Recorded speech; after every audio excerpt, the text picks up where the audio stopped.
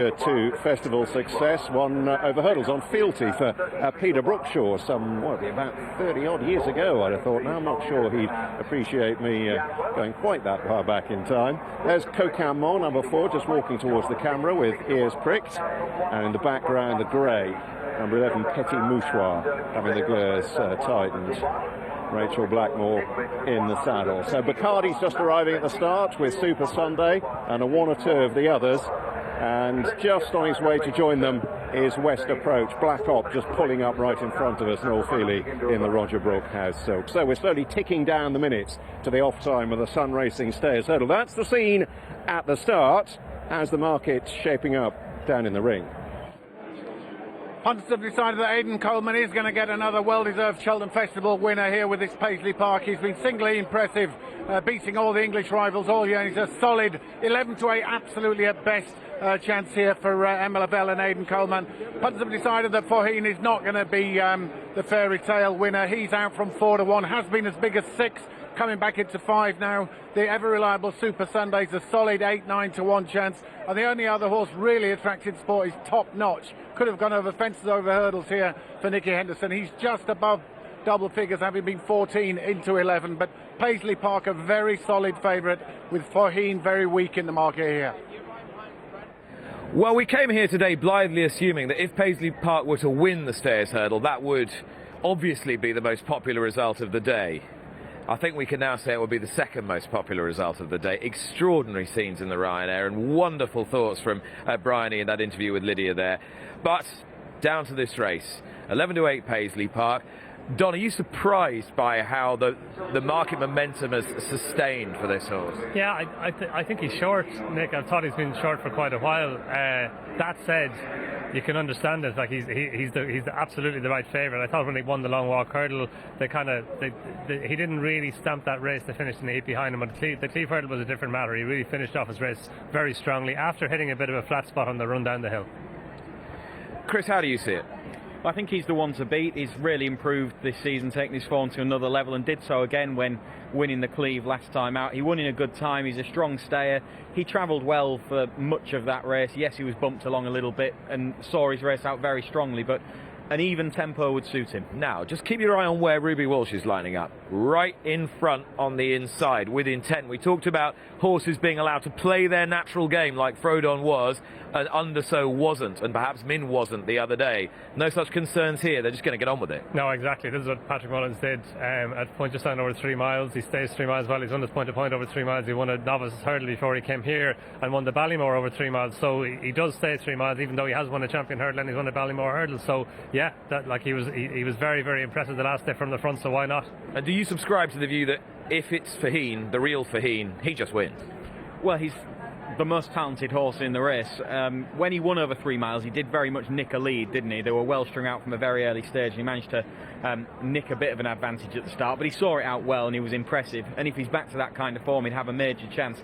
This race last year turned into a mess, didn't it? It was a tactical race in which they didn't go much of a gallop, but with Faugheen lining up like he is, Sam Spinner conscious of the fact that when they didn't go that quick in front on him last year, that he was outpointed late on, he'll be right up there, and I think we'll get an end-to-end gallop and a real test of stamina. Yeah, Nautical Nitwit and Kilbrick and Storm will keep them company. Kilbrick and Storm won last year's Albert Bartlett, giving Harry Cobden a first festival winner on that occasion. He's back on board again today. Black Op was second in last year's Neptune. Super Sunday is a past winner of the Coral Cup and a past runner-up in this race. There is a lot of past festival form on show here, not to mention Top Notch, who, if he's as good over hurdles as he is over fences, and that's inconclusive, has a chance.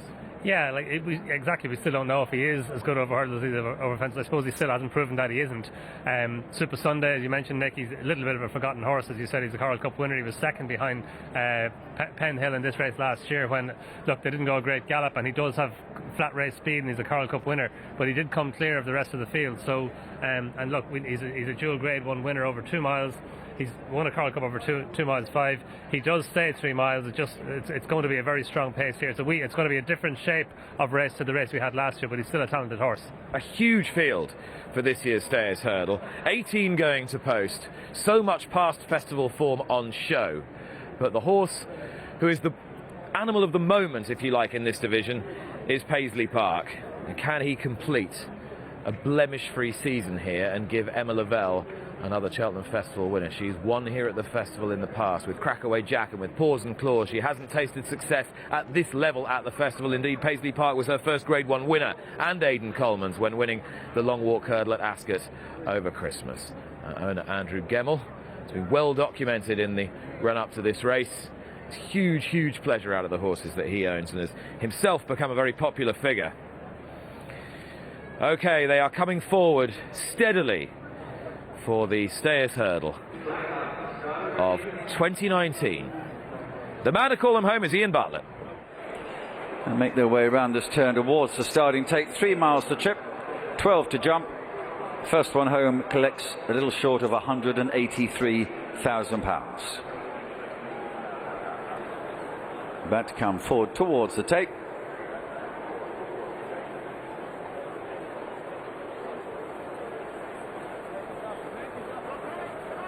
They're off. They race away then to the first of 12 obstacles, and as they begin on their way, Nautical Nitwit in the maroon and light blue jacket and Sam Spinner are going to be the first two to show. Forheen, pink colours, showing in third position, and then the red jacket of Kilbrickan Storm with Holstone distinguishing white cap in behind those, takes it in fifth position. Coquin Man in the blue jacket was the back marker. Bapome is with him towards the rear of the field as they quickly get on towards number 2. Nautical Nitwit setting a decent pace in this. They're all over that okay. He's got 3 or 4 length advantage to the orange colours of Sam Spinner in second place. He'll be 5 or 6 lengths behind those. Forheen takes it in third position as all take it safely at this stage. Paisley Park is two-thirds of the way down the field. Holstone is running fourth. Kilbrickan Storm in the red jacket behind him, and then comes Top Notch against the running rail, who's in company with the light blue of Black Hop, a length and a half behind those to Super Sunday with the yellow sleeve jacket as they get to flight number 4. Paisley Park is next, just in behind Keeper Hill as they jump the one at the top of the hill. Petit Mouchoir in company with those from Bacardis and Yanworth, and then comes Man of Plenty, the Mighty Don in the brown and yellow colours in company with him, and they run at the top of the hill. Then Coquin Man continues to be the back marker, who'll be 20 lengths behind the leader, which is Nautical Nitwit and Tom Dowson, who are about to head downhill towards flight number 4 with about a 3-length lead. Sam Spinner, Joe Colliver in second place. Ruby is next then on Forheen, the former champion hurdler, pink jacket, just about holding third place. Red colours for Harry Cobden on Kilbrickan Storm is with him. Between the pair is Sam Tristan Davis, white cap on Holstone. The first colours is Darryl Jacob, all green on Top Notch in behind him towards the inner of the course as they move to flight number 5, which they jump now. Pale jacket, Black Hop and Noel Feely is next. Super Sunday, Robbie Power, yellow sleeves. West approach, Tom Scudamore in orange, and then off towards the running rail is Aidan Coleman on Paisley Park, just about halfway down the field as they move into the straight for the first time and running on towards flight number 6. Rachel Blackmore on the grey. Petit Mouchoir is off there towards the left, followed by Leighton Aspel on the Mighty Don, brown and yellow colours. Yanworth and Barry Geraghty, a white cap, is just ahead of Patrick Mullins on Bacardis in the black and yellow jacket. In behind those, red, white and blue, Johnny Burke on Man of Plenty as they get to flight number 6. Bapome is next, green cap for Powell Townend as they jump number 6. Coquin Man, the blue mainly colours for David Mullins, is at the rear of the field. This is halfway in the Sun Racing Stayers Hurdle, and Nautical Nitwit continues to lead the field. A reduced lead though. He'd be about a length and a half ahead now only of Sam Spinner, who in turn is about a length and a half ahead of Forheen, Holstone and Kilbrickan Storm in line. There'll be about 3 lengths behind those to Black Hop and Top Notch and Super Sunday, a length and a half to Petit Mouchoir. West approaches next, and then comes Paisley Park. Keeper Hill 2 lengths away to Yanworth and the Mighty Don and Bacardis, and behind that Bapome, and then Man of Plenty and Coquin Man at the black of the field as they get over now number 7, which they all do successfully and quickly head on towards 8. Sam Spinner is attempting to take on Nautical Nitwit. They're 3 lengths ahead of Forheen in third position. Holstone took it in fourth. Kilbrickan Storm is behind those, the red jacket. He just lost a few places. Black Hop is in company with him. Petit Mouchoir is with those, and then Top Notch and Super Sunday and Paisley Park as they jump the last one running up towards the top of the hill. Then comes Bacardis, and behind this is Yanworth, who races there in company with Keeper steeper hill. So they race right up to the top of the hill. They have 3 more to jump now, and Sam Spinner has taken it up. Sam Spinner, Forheen goes past a tiring Nautical Nitwit as now Holston takes 3rd position. Kilbrick and Storm is behind those, and then Blackhop and Petit Mouchoir, and with those is Top Notch and Paisley Park and Super Sunday, and then West Approach. That was the 3rd last. They still have got a long way to run in this, but a mile to go, and the lead is still with Sam Spinner and Joe Colliver by 2 lengths. Forheen is tanking along in 2nd place on the inside of Holston. Top Notch is 2 lengths behind in company with Kilbrick and Storm. Between those is Blackhop. Just at this stage, Paisley Park has just hit his flat spot, but now he gets going again, then he begins to make progress. Petit Mouchoir and Super Sunday, the next pair, and 3 lengths behind those to West Approach as they head down the hill to the 2nd last. Sam Spinner in front, but Forheen is about to join him. Holstone is around the outside, Top Notch behind those, and Kilbrick and Storm and Blackhop and Petit Mouchoir, Super Sunday and Paisley Park behind those. That was the 2nd last. Forheen has come to try and challenge Sam Spinner, who's just fending him off at the moment. Holstone behind those, Super Sunday is next, and then Black Ops. Paisley Park has taken 6th position. They level for the last flight. Still Sam Spinner in front, and he's moved on again by a length and a half. Forheen is next. Here comes Paisley Park on the left for Spotted Cap. He's into 4th. He may be 3rd in a moment. Sam Spinner is next, so Paisley Park is really getting going now. He moves down towards the last flight. He's taken it up. Aidan Coleman produces Paisley Park to lead at the final flight of hurdles to Sam Spinner. Paisley Park, that wasn't clever. He only landed by a neck. He's given Sam Spinner another chance, but Pope is running on. There again he gets going. Paisley Park has moved on by 2 lengths with Aidan Coleman. He's won all his races this season. Now he's won the Sun Racing Stayers Hurdle. Sam Spinner was 2nd, Forheen in 3rd, Papone was next, and then Holston back in 5th. Well, he's done it. He has done it. Paisley Park completes a blemish-free season and does so in extraordinary fashion. He looked beaten all ends up between 2 out and the last, but he never knows when he's beaten, and he has bottomless reserves of stamina and courage. He gives Aidan Coleman his 2nd festival success. He gives Emma Lavelle her first Grade 1 at the festival. She's tasted victory at this meeting in the past. And there is the delighted winning owner, Andrew Gemmell, listening in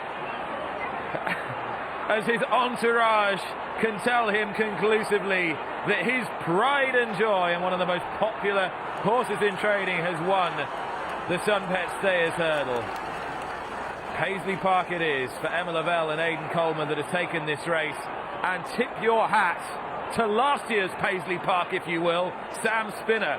All the expectation on his shoulders 12 months ago, none this time, but he's finished a mighty 2nd at 33-1 under Joe Colliver. And Forheen, the old boy, has given his best in 3rd, just ahead of his stable companion and owner mate Bapum in 4th. But what a performance from Paisley Park. This is turning into someday.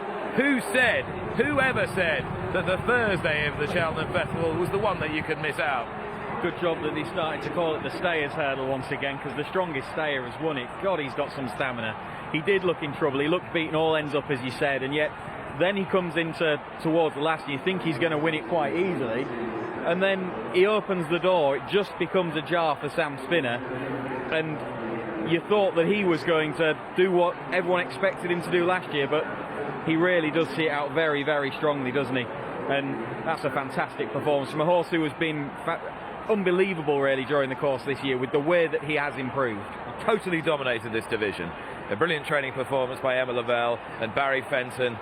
Aidan Coleman has been riding at the top level for a long time now, and he really has needed a horse like this. So has the trainer, and she's with Stuart. Yeah, delighted Emma Lavelle taking the congratulations of passing jockeys. Many congratulations. What a performance that was. Oh my God. I just saw the last, I was like, no. But it was just, you know, these things just so rarely happen. Thanks very much, Tom.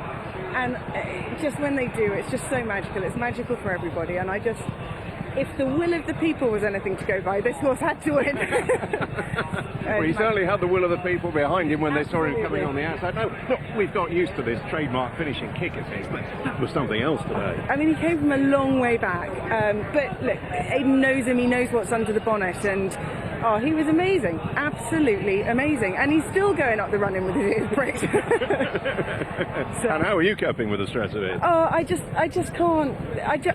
It's so hard to put it into words. It's a massive team effort, and the greatest respect and to my husband Barry, who has ridden him all the way through. He's the one really that's produced him today, not me.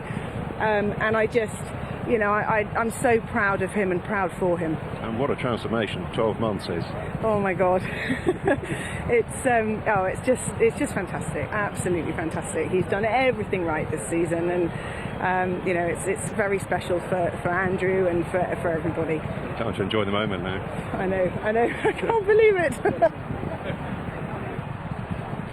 She can't believe it, but she better believe it now. Because, and so nearly tossed it away at the last and gave Sam Spinner a second bite of the cherry. But as Emma said, just pricked his ears halfway up the running. He's hacked up. Never a sweat. No, it's a remarkable performance, Nick.